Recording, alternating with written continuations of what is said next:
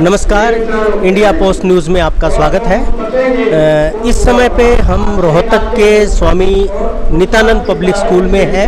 यहाँ पर जैविक खेती पर एक सेमिनार हो रहा है जिसको जैविक खेती जन संवाद का नाम दिया गया है।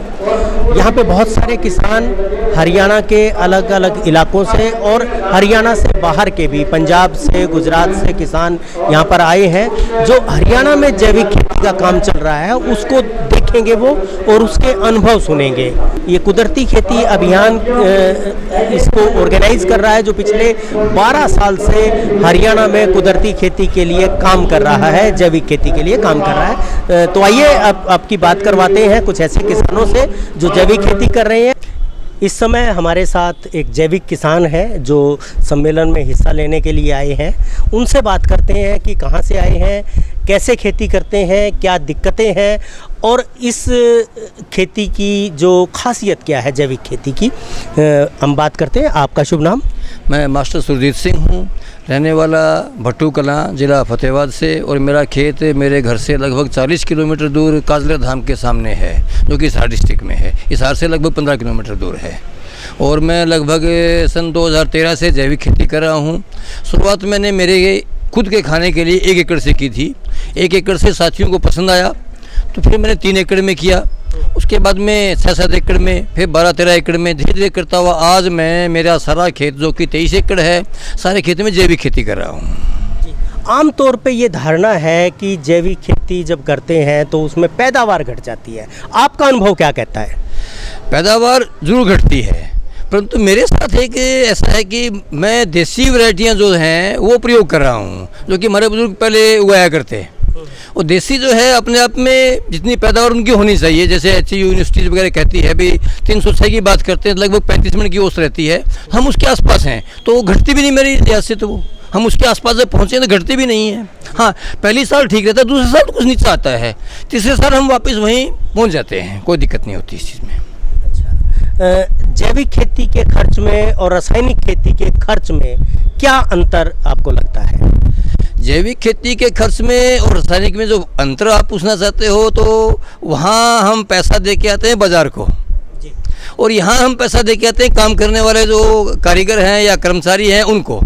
हाँ, लगभग खर्चा रासायनिक से जैविक में कम है, ये मैं मानता हूँ। जैसे क्योंकि वो DAP यूरिया का खर्चा होता है और स्प्रे वगैरह का, कीटनाशकों का खर्चा होता है, हम उससे बच जाते हैं। मैं वो खर्चा करता हूँ मेरे जो खेत में काम कर रहे हैं उन कर्मचारियों पे और उनकी सीधी जेब में जाता है, तब उससे कुछ न कुछ कम होता है। तो मतलब आपके आसपास के जो मजदूर हैं उनको भी इस जैविक खेती का फ़ायदा मिलता है? हाँ बिल्कुल, उनको रोज़गार दे रखा है। लगभग मेरे खेत में 8 से 10 महिला पुरुष काम करते हैं, उनको रोज़गार मिला हुआ है, संतुष्ट भी हैं, कहने पे भाग के आते हैं, संतुष्ट होकर काम करते हैं, खुश रहते हैं, मेरे घर के परिवार जैसे हैं वो। जी जी। एक चीज़ जो दिक्कत महसूस होती है वो है जो ऐसे कीट पैदा हो जाते हैं जो फसल को ख़राब करते हैं, तो उसमें तो रासायनिक खेती में तो कीटनाशक का छिड़काव होता है या जो खरपतवार है वो पैदा हो जाती है, तो उसका क्या ट्रीटमेंट आप करते हैं? मोटे तौर पे हम मानते हैं कि फसल ही कीट को बुलाती है। कमज़ोर फसल पे ही कीट आएंगे। अगर फसल अच्छी है, टाइम से बिजाई की हुई है, सही अंतर रखा है तो कीट बहुत कम आते हैं। और जीवों से भोजनम, एक कीट को दूसरा कीट खाता है, वो वहाँ से कंट्रोल हो जाते हैं। नहीं होते तो जो है कड़वे पत्ते, जैसे हम आग कहें, आसकन कहें, भांग कहें, धतूरा कहें, नीम कहें और पापड़ी वगैरह, ये जो पत्ते हमारे आसपास सराउंडिंग एरिया में हैं उनको तोड़ के उनको पत्तों को उबाल के गोमूत्र में उनकी स्प्रे कर देते हैं तो उनसे कंट्रोल हो जाता है। ये भी कंट्रोल हो जाता है। बिक्री का क्या रहता है? बिक्री कोई समस्या नहीं है, जिसने एक बार खा लिया वो दोबारा लेगा। इतना है कि मैं जैसे खाने वाला अनाज ही लगभग पैदा करता हूँ, जैसे गेहूँ होगी, जौ हो गया, चना हो गया, मूंग हो गया, बाजरा हो गया, तब जो मेरा ग्राहक एक बार ले लेता है दोबारा मांग के कहता है, वही मेरा प्रचारक है। तो उसने खा लिया, दूसरे को बताता है, दूसरे तीसरे को बात जाती है, इस तरह से मेरा प्रचार भी हो जाता है, मेरा अनाज भी बिक जाता है। जैविक खेती के नाम से एक बहुत बड़ा बाज़ार खड़ा हो गया है। बहुत सारी कंपनी आ गई हैं जो जैविक के नाम से पता नहीं क्या क्या बेचती हैं। तो कैसे पता चले, एक आम ग्राहक, आम उपभोक्ता को कैसे पता चले कि ये जो फसल है ये जैविक फसल है, ये अनाज जैविक तरीके से कुदरती है, इसमें रसायन नहीं है? कैसे पता चले? आपके अनाज का कैसे पता चले? बड़ा आसान सा तरीका है जी। हम जो इंसान है ना, हम मशीनें बन चुके, हमने पहचान करने की क्षमता खो दी है। हम जो कुदरती जानवर हैं वो मेरे खेत में ज़्यादा आते हैं, जैसे नीलगाय होगी और सूअर, जंगली सूअर हो गए या जो भी हैं, वो कीट पतंगे हैं यानी पक्षी पंछी हैं, वो मेरे खेत में ज़्यादा आते हैं। उनको पता है पड़ोसी खेत में बाद में जाएंगे, पहले मेरे खेत में आके खा के जाएंगे। वो तो नुकसान करते होंगे बहुत ज़्यादा। उनका हिस्सा ले जाते हैं, वो कोई बात नहीं। तो उसके बावजूद फसल पे कोई ज़्यादा फर्क नहीं पड़ता? अगर नीलगाय मेरे गेहूँ को चर के जाती है तो फुटाव ज़्यादा होगा, कोई नुकसान नहीं है, वो खागी, कोई बात नहीं। उसके अलावा आप तो पहचान की बात करते हो, मैं ये मोटी सी बात कहता हूँ भाई, मेरे गेहूं का आटा पिसवाइएगा और एक रासायनिक का पिसवाइएगा, चींटियों के बिल पे दोनों ढेर अलग अलग कर दीजिएगा। चींटियाँ पहले किसको खाकर ख़त्म करती है, वो सबसे अच्छी पहचान है। चिड़िया हैं जैसे, उनको आप दो एक मुट्ठी दोनों तरफ अनाज फेंक दीजिएगा, चिड़िया पहले किसको चुग के ख़त्म करती हैं, वो सबसे बड़ा सर्टिफिकेट है। उससे सर्टिफिकेट कौन देगा? वो सर्टिफिकेट सही है, वो पहचान है गजब की, बस वहीं से। तो आप जो जैविक खेती कर रहे हैं, आपको देख के, आपसे मोटिवेट होके क्या कुछ और लोगों ने भी शुरुआत की है क्या? बिल्कुल बिल्कुल, जो है मैं सभी को कहता हूँ, जैसे जहाँ भी हम जाते हैं मैं कहता हूँ भाई कोई परेशानी नहीं है, कोई कहानी नहीं, आप मेरे खेत में आओ, मेरा खेत देखो, मेरा खेत क्या कहता है, और वहाँ से वो खेत में काम करते हुए फसल देखते हैं, लोगों से पूछते हैं, उसके बाद मोटिवेट होते हैं। और मैं सभी को कहता हूँ भाई ज़्यादा मत करो, कम से कम जो किसानी करता है वो अपने लिए अपने खेत में अपना अनाज पैदा करे जैविक ढंग से, खुद स्वस्थ रहेगा, उसको संतुष्टि होगी, उसको दूसरों पर प्रेरित करेगा। इस तरह से मैं लोगों को प्रेरित करता हूँ। दूसरा, मैं स्कूल अध्यापक हूँ, तो जैसे प्रार्थना है, प्रार्थना सभा है, बच्चों की असेंबली है, हमारी टीचर्स की मीटिंग होती है, मैं वहाँ भी ये बातें रखता हूँ। तो वहाँ से भी लोग प्रसारक जो है मेरे ग्राहक भी हैं, और वो प्रसार भी होता है, वो लग भी जाते हैं, और मेरे ग्राहक भी मुझे मिल जाते हैं। जी, तो आपके अनुभव से तो ऐसा लगता है कि जैविक खेती बहुत अच्छे तरीके से हो सकती है और इसमें फ़ायदा भी ज़्यादा हो सकता है, लेकिन फिर भी लोग नहीं अपना रहे, कारण क्या है? हिम्मत और विरोध। सबसे पहले विरोध कौन करेगा? जो अपना होगा वो। मेरे घर में ही सबसे पहले मेरा विरोध होता है। जब मैंने ये काम शुरू किया तब मेरे घर से विरोध शुरू हुआ, नहीं हम उजड़ जाएंगे, भूख मर जाएंगे, क्या करेंगे, कैसे करेंगे।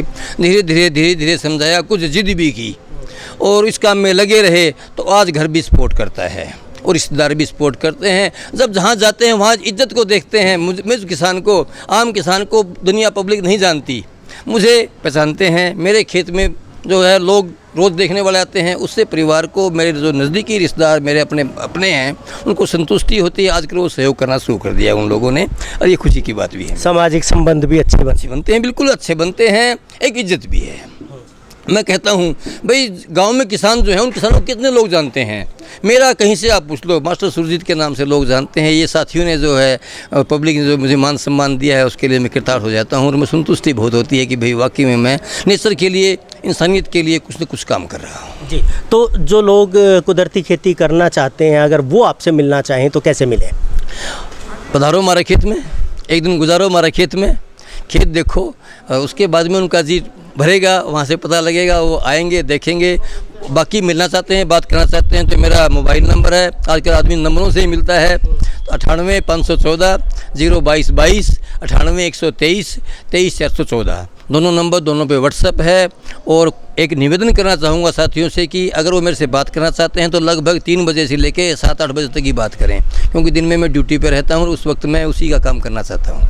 एक आखिरी सवाल आपसे, जब कोई इस तरह का काम होता है जिसमें बहुत ज़्यादा जो समाज है, समुदाय शामिल होता है, तो उसमें सरकार की भूमिका भी बढ़ जाती है। तो कुदरती खेती को, जैविक खेती को बढ़ावा देने के लिए सरकार से क्या अपेक्षा आप करते हैं? सरकार से मैं चाहूँगा कि सर्टिफिकेशन प्रक्रिया और जितने रासायनिक वालों को, औरों को जितने साधन देती है सरकार, सब्सिडीज़ वगैरह देती है, सुविधाएं देती है, वो सुविधाएं हमें नहीं मिल पाती। उनको तो खाद पे, डीएपी, यूरिया पे, सब पे स्प्रे है, सब्सिडी है, परंतु हम करते नहीं। तो हमें सब्सिडी तो वैसे वो देंगे किस चीज़ पे, परंतु हमारी सहायता ज़रूर करें। सरकार जो है एक अलग से कोई सिस्टम बनाए, जैविक किसान के खेत को देखे, उसके बाद में उसकी वित्तीय सहायता या जो औजारों की सहायता या छोटी मोटी जो मदद वो चाहता है वो की जाए। मैं परेशान हूँ आज तक कि मेरे खेत में मैंने वाटर टैंक मेरे पैसे से बनाया है। सोलर ऊर्जा के लिए मैंने बार बार कोशिश की है, आज तक मुझे सोलर ऊर्जा नहीं मिल पाई। यानी कागज़ जो लाल फीताशाही कहें या जो कागजी कार्रवाई है वहाँ हम पूरे नहीं आ पाते। तो कम से कम सरकार जो है पहचान करके सीधे डायरेक्ट रूप से हमें मदद करे तो हमें काफ़ी फ़ायदा हो सकता है।